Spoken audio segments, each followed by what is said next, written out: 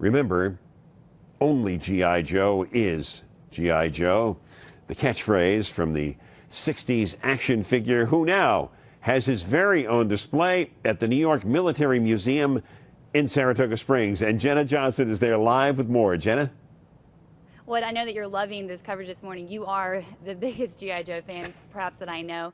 And we're here right now. This is called Toys and Tanks Exhibit, and I'm here with the director, Michael Akey. And again, thanks for joining us so early this morning. My pleasure, Jenna. Okay, so these right here are the original ones dating back from 1964. Tell me about, how they're different from the ones inside the other rooms, the collector rooms. Well, these are really the toys that the children played with in the 60s and 70s.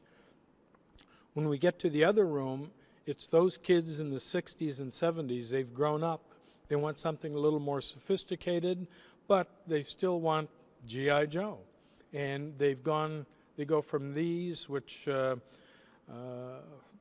fought in many backyards and suffered accordingly, to the more collectibles in the other room, and which are more historic dioramas.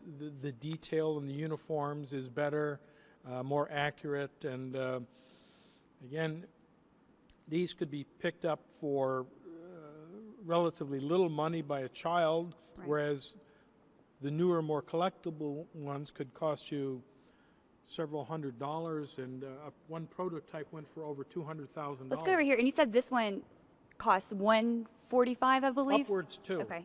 Again, it's upwards too. A lot depends on condition and availability. This is a pretty accurate World War I doughboy. He's got the Springfield rifle. And he has a scar on his face too, which is unique. Well, right, and it's meant to be unique because it was it allowed Hasbro to maintain the trademark. So if somebody copied the G.I. Joe and they saw the scar on, then the lawyers would pounce. Thanks so much, Michael. And if technology will work with me today, I know that Ed has been waiting for this moment all day. They can't play the song, their graphics are down, but we have the G.I. Joe song.